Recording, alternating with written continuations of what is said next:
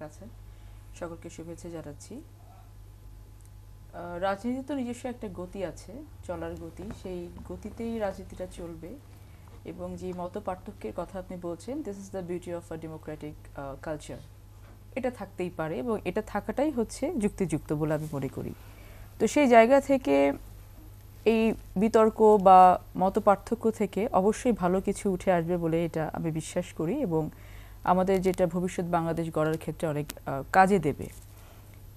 ঈদের পরের রাজনীতিটা এখন যেটা আছে সেটারই একটা হয়তো ক্রমবর্ধমান রূপ থাকবে, যেটা অনগোয়িং প্রসেসে থাকবে। এবং আপনি যেটা বললেন আপনার আলোচনার শুরুতেই, যে আমাদের আসলে সব কিছু এখন মোটামুটি নির্বাচনমুখী। আমরা যে দলেরই নীতি আদর্শে বিশ্বাস করি না কেন, যে দলেরই নেতা বা কর্মী হই না কেন, আমরা জানি যে আসলে আলটিমেটলি আমাদের কিন্তু এই ভবিষ্যৎ বাংলাদেশ বা নতুন বাংলাদেশ অথবা গণতান্ত্রিক পথের যে যাত্রা, এর শুরুটা হতে হবে হচ্ছে একটি নির্বাচনের মধ্য দিয়ে। এবং মুখে আমরা যাই বলি না কেন, প্রত্যেকটা রাজনৈতিক দল কিন্তু ছোট হোক বড় হোক, তারা মনে মনে এবং প্যাসিভলি কিন্তু আসলে নির্বাচনের দিকেই এগোচ্ছে। এবং নির্বাচনের সাথে সংস্কারের কোনো কনফ্লিক্ট নেই, এটা অ্যাটলিস্ট বিএনপি মনে করে না। এবং সংস্কারের বিষয়টা সর্বপ্রথম বিএনপি বাংলাদেশের মানুষের সামনে নিয়ে এসেছে। এবং এই সংস্কার কী ধরনের সংস্কার হতে পারে, কিভাবে হতে পারে, কিভাবে করা যেতে পারে, সেই ধরনের কিন্তু রোডম্যাপ সহ নিয়ে এসেছে। সো এই জায়গাটা থেকে সংস্কারও চলবে, নির্বাচনের দিকে এগোতে হবে। এবং নির্বাচনের দিকে এগোনোর জন্যে সামনে যদি আমরা আশা করব যে এমন কোনো বিষয় বা এমন কোনো ঘটনা যেন না ঘটে যেটা বাংলাদেশের সাধারণ জনগণের জন্য, তাদের জীবনমানের জন্য অথবা তাদের নিরাপত্তার জন্য হুমকিস্বরূপ কোনো কিছু হয়। বিএনপি একটি অনেক বড় রাজনৈতিক দল এবং বিএনপির হাইকমান্ড থেকে শুরু করে তৃণমূল পর্যন্ত আমাদেরকে যে নির্দেশনা দেওয়া আছে যে আমরা আমাদের রাজনৈতিক যে পলিসি, এই পলিসি বাস্তবায়নের জন্য কোনো নাগরিকের যেন জানমালের নিরাপত্তা বিঘ্নিত না হয়, তাদের যেন কোনো ধরনের অসুবিধা না হয়। এবং আমাদের রাজনীতিটা হচ্ছে জনগণকে নিয়ে, জনগণের দাবি দেওয়ার সাথে সম্পৃক্ত।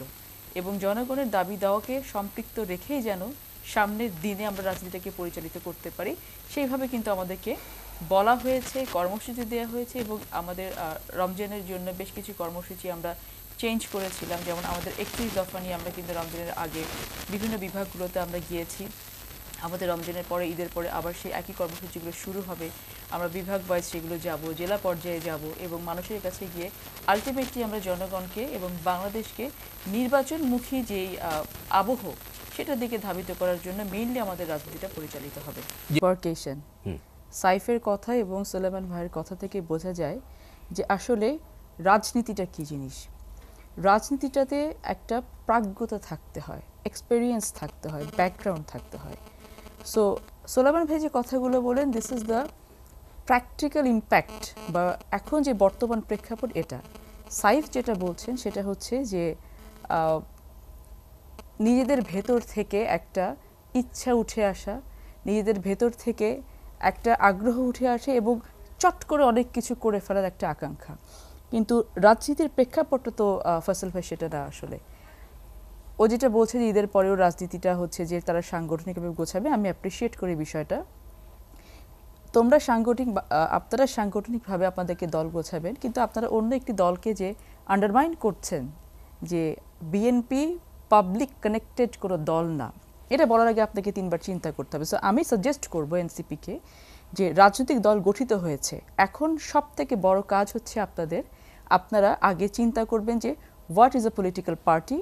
এই পলিটিক্যাল পার্টির কোথায় কথা বলা উচিত, কতটুকু বলা উচিত, মুখপাত্রর কি করা উচিত, কি না করা উচিত, কতটুকু আগানো উচিত, কোথায় থামা উচিত, কোথায় আমার হুট করে হেলিকপ্টারের জায়গা পেলেই উঠে যাওয়া উচিত না, কোথায় আমার দাদার 50 বছরের যে প্রপার্টি আছে সেটা নিয়ে নির্বাচন করবো সেটা বলা উচিত না, কোথায় থামা উচিত, এই বিষয়গুলো আগে বোধগম্য করা, আত্মস্থ করা, পলিটিক্যাল পার্টি হিসেবে নিজেকে এস্টাবলিশ করা। সব থেকে বেশি জরুরি যেটা হচ্ছে ধৈর্যটা নেওয়া, যে আমরা সব কিছু জেনে গেছি, আমরা সব কিছু বুঝে গেছি।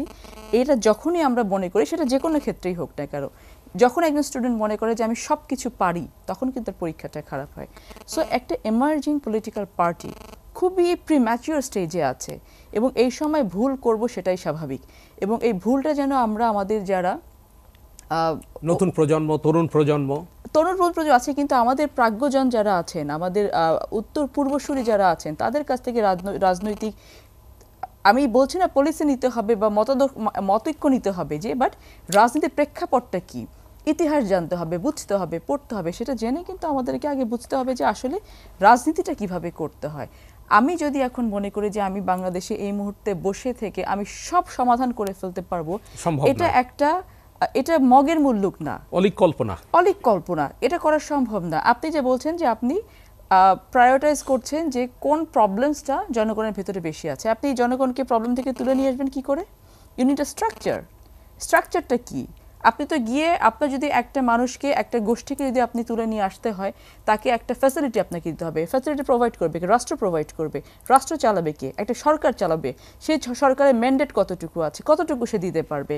এখন আপনি কোনো একটা কিছু পলিসি নিলেও কিন্তু যে কোনো রাজনৈতিক পার্লামেন্ট থেকে কিন্তু আপনাকে সেই পলিসিটার ম্যান্ডেট নিয়ে আসতে হবে, আলটিমেটলি রেটিফাই করে নিয়ে আসতে হবে। সো আপনি কতটুকু পর্যন্ত যেতে পারবেন, এই বিষয়গুলো জেনে নিয়ে আমাদের কথা বলতে আসলে বলা উচিত না। কিন্তু তারুণ্যের উচ্ছ্বাস বলে তো একটা বিষয় আছে। ডেফিনেটলি তারুণ্যের উচ্ছ্বাস, কিন্তু আমি আউট অফ দ্য বক্স গিয়ে কতটুকু চিন্তা করব সেটাও কিন্তু একটা বিষয়।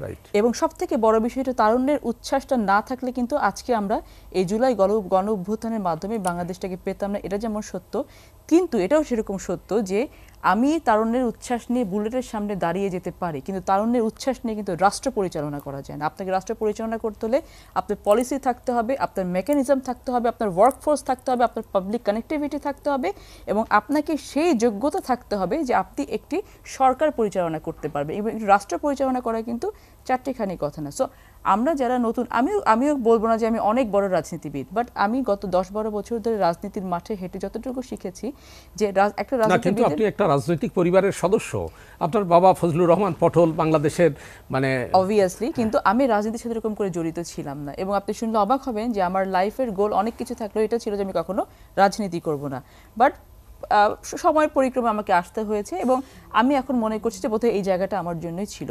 কিন্তু আমি যে জিনিসটা বলতে চাচ্ছি যে আমার ভেতরে সব থেকে আগে যে জিনিসটা জন্ম নেয় যে আমার কোন জিনিসটা করা উচিত, কোন জিনিসটা করা উচিত না। মানুষের ক্ষেত্রে কানেক্টিভিটি তখনই হবে যখন আমি মানুষের পালসটা বুঝতে পারবো। মানুষের পালস বোঝার জন্য আমাকে মানুষের কাছে যেতে হবে। তাহলে এনসিপি সবে মাত্র একটি রাজনৈতিক দল হিসেবে পাস করেছে, আমি কিন্তু এখন তাদেরকে স্টুডেন্ট হিসেবে ধরতে পারবো না, যেহেতু রাজনৈতিক দলের প্রেক্ষাপটে চলে এসছেন তারা, তাদেরকে কিন্তু ওভাবেই আমাকে তাদেরকে ওই মাপকাঠিতে আমাকে মাপতে হবে। সেই জায়গা থেকে আপনার পাবলিক পারসেপশন কি, আপনি পাবলিক আপনাকে কতটুকু অ্যাকসেপ্ট করছে, আপনি পাবলিকের কাছে কি কতটুকু ভরসা দিতে পারছেন, সেটা পাবলিকের কাছে গেলে বুঝতে পারবেন। এবং সেই জায়গা থেকে আপনাকে যে জিনিসটা নিয়ে আসতে হবে যে আপনি আলটিমেটলি তাকে আকাশ কুসুম অলিক কোনো কিছু স্বপ্ন কিভাবে দিচ্ছেন, আপনি তাকে এটা বাস্তবায়ন কিভাবে করবেন। আপনি একটি কাঠামো ছাড়া তো করতে পারবেন না। বন্দোবস্ত আপনি যাই বলেন না কেন, আপনি বন্দোবস্ত উপরে ফেলে দিতে পারবেন না। নতুন বন্দোবস্ত আপনাকে পুরাতন বন্দোবস্তের উপরে তৈরি করে কিন্তু আগাতে হবে। আপনি সংস্কার করেন না কেন, প্রত্যেকটা সংস্কার আমরা চাই। আমরা জানি যে রাষ্ট্রের প্রত্যেকটা প্রতিষ্ঠানকে ভেঙে ফেলা হয়েছে। এই প্রতিষ্ঠানটি আপনি ঠিক না করেন, আপনি কোনোভাবে কিন্তু সামনে গিয়ে আপনি সুবিচার পাবেন না, ন্যায় বিচার পাবেন না, মানবাধিকার থাকবে না। ব্যাংকে আপনি টাকা জমা করে সে টাকা বিদেশে চলে যাবে। আপনি মানুষের মনোজগতের পরিবর্তনটা কিভাবে আনবেন? Overnight possible? আপনাকে আইন আছে আপনার, আপনি রেপ কেসের জন্য আপনি শাস্তি দিয়ে রেখেছেন হচ্ছে যাবজ্জীবন অথবা মৃত্যুদণ্ড। কয়টা রেপ কেস কি কমে গেছে? বারংবার বেড়ে যাচ্ছে। তার মানে কি আমাকে ইমপ্লিমেন্টেশনে কিন্তু অভাব আছে। সো এই সমস্ত জায়গাগুলোতে যখন হাত দিতে হবে, আপনি কিন্তু কতদিনে হাত দিয়ে শেষ করবেন এগুলো? ততদিন পর্যন্ত একটি দেশে সরকার, গণতান্ত্রিক সরকার থাকবে না। তো এটা তো আওয়ামী লীগের এজেন্ডা ছিল যে নির্বাচন না, উন্নয়ন করতে হবে। তো এখন নির্বাচন না, সংস্কার করতে হবে। এই সিমিলারিটিগুলো কিন্তু মানুষ দেখতে চায় না। আর ফয়সাল, অসংখ্য ধন্যবাদ আপনাকে। সাইদ মোস্তাফিজ, এই বিষয়ে আপনার বক্তব্য শুনবো, তবে ছোট্ট